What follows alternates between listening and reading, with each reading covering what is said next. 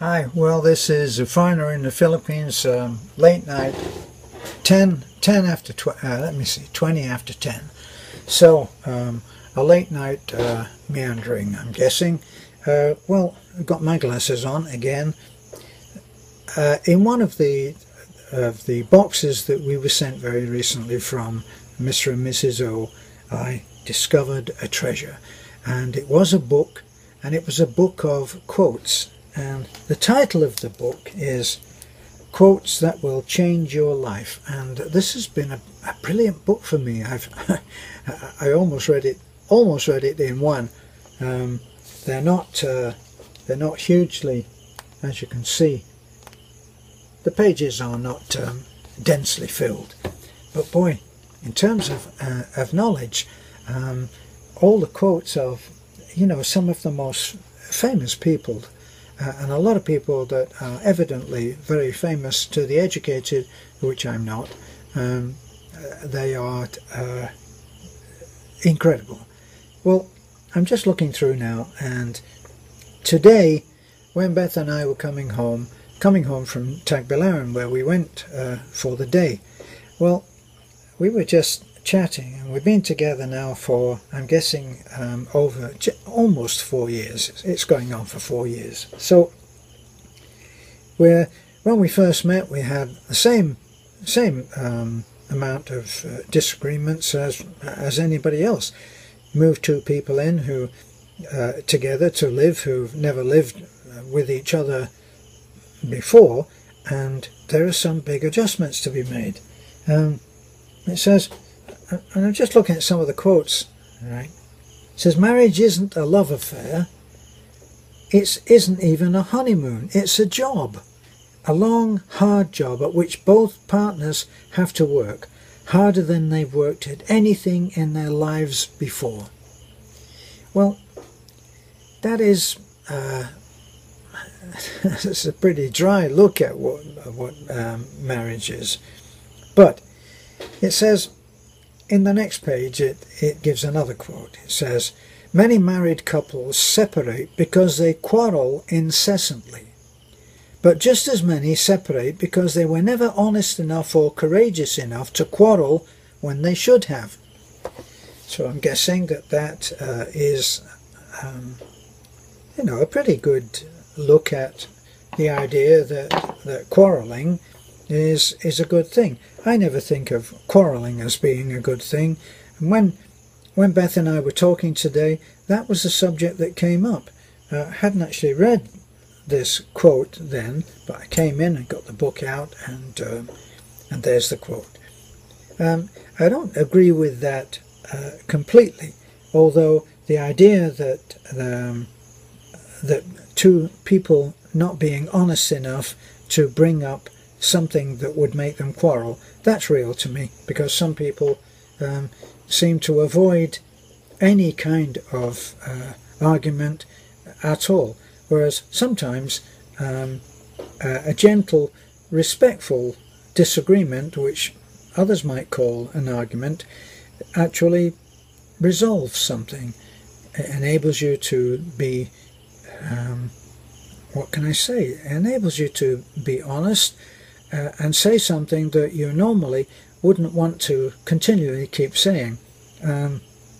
After a while, if you find yourself saying something over and over, then you really need to look at whether either you are being too critical or the other person doesn't give a damn whether you disagree with him or her or not.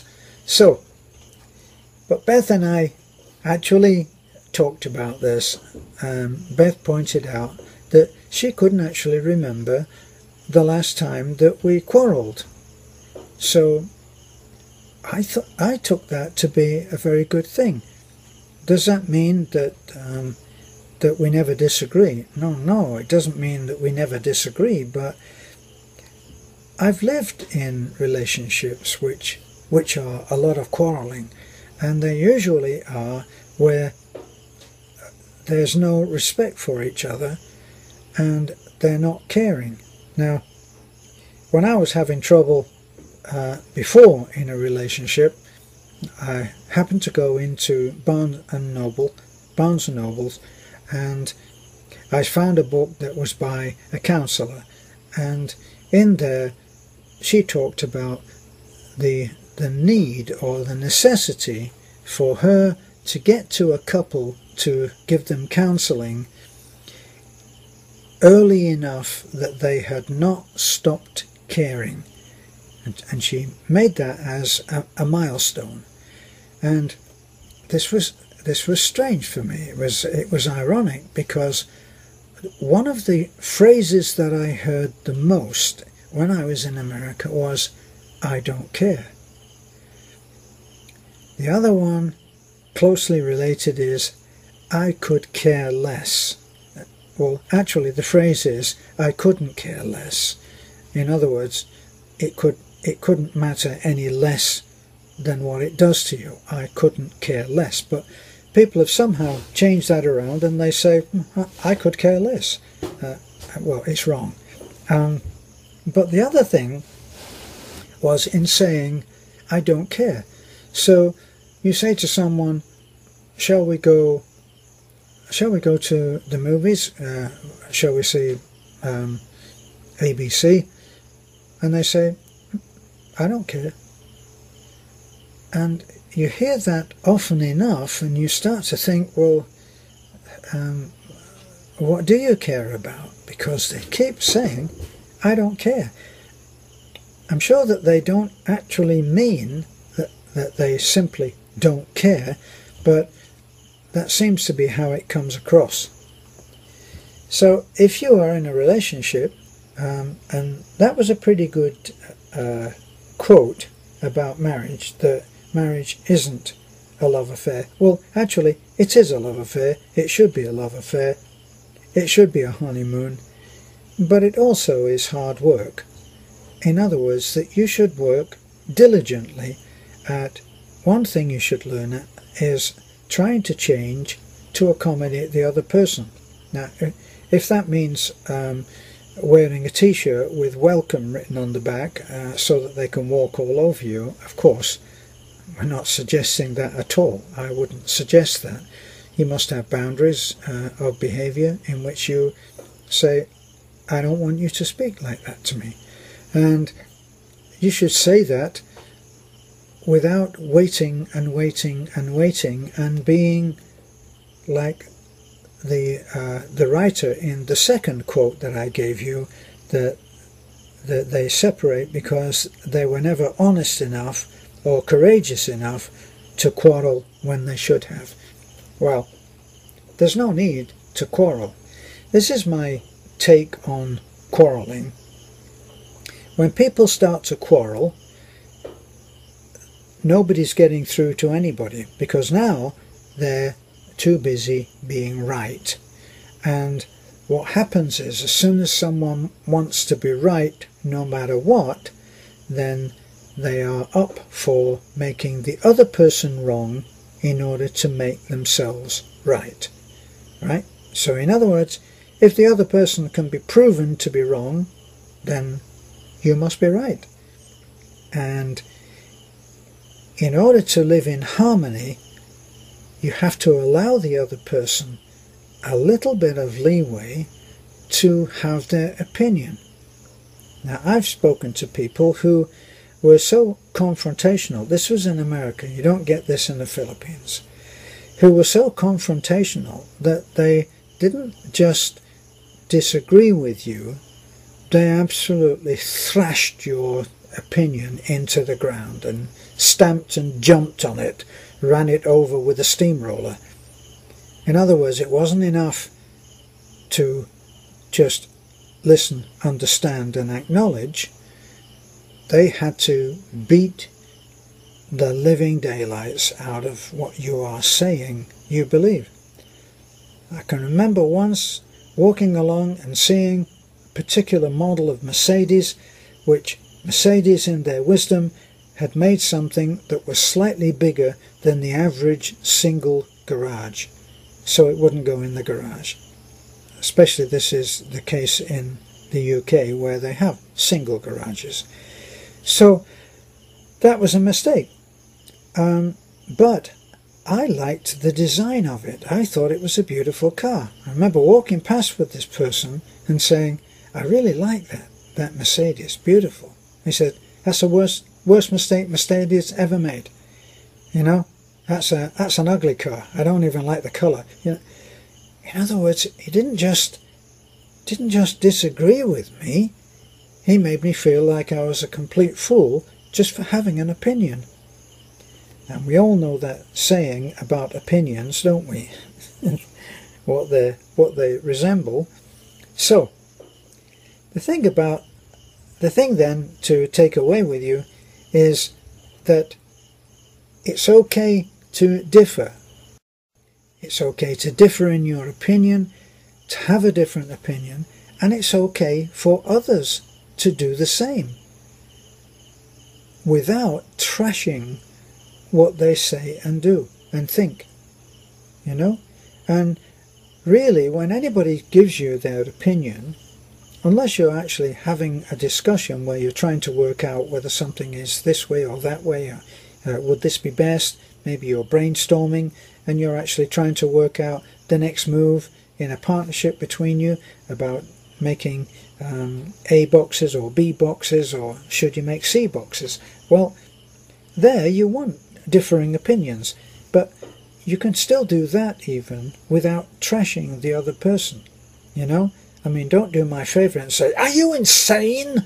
You don't do that. You just say, okay, how about doing it this way? Okay. And everybody gets to say what they think. In other words, there's a great deal of difference between being furious and saying, this just makes me feel a bit mad about this, you know, and I need to work this out, you know, why is it making me angry? Instead of being angry, you can indicate that you're feeling angry, and that way it allows the other person to walk away without any bloodletting. Okay, so that's my take on quarrelling, and the need and necessity for it, and the advisability for it, you know. Personally, when Beth made that observation and said, I can't remember the last time we quarrelled, I was very, very happy. In fact, the only thing that we ever quarrelled about when we first met was that she actually loved her job, and that wasn't really working too well for me because she was working 10 hours a day. That's what the job entailed. She was away for 10 hours a day. She did her normal work day, plus she had about an hour of travel. And if anything happened and there was a lot of traffic, or the usual lash-up that sometimes can happen, it might even be more. And there I am thinking, well, wait a minute, this is not quite what I had in mind. Finally, when we moved to Bohol, after a while of living simply, me building our house and her doing the things that she loves, taking care of the animals, she loves her chickens, Brad Pitt, the chicken, and you know, I don't know, Moon and Star, the pigs, and she had fun. And then we found this channel, and helping people became our mission. So life changed, and now we are at one with each other on the way that we live our life, even when it gets tough, and it does get tough. Like we've been out practically the whole day today, got back after dark, and so it's not that we're not walking along moonlit white beaches every evening and having pina coladas. We're working very hard, but terrifically rewarding. So we're at one. So we don't have those quarrels that we used to do, those disagreements, and they weren't knockdown fights either, I could tell you, because we didn't do that. So things are all quiet on this front. Thanks very much, and we're very happy about that.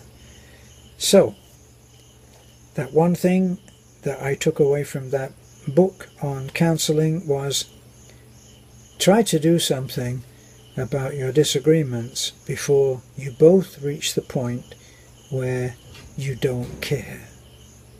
That's the key. A foreigner in the Philippines, thanks for looking in.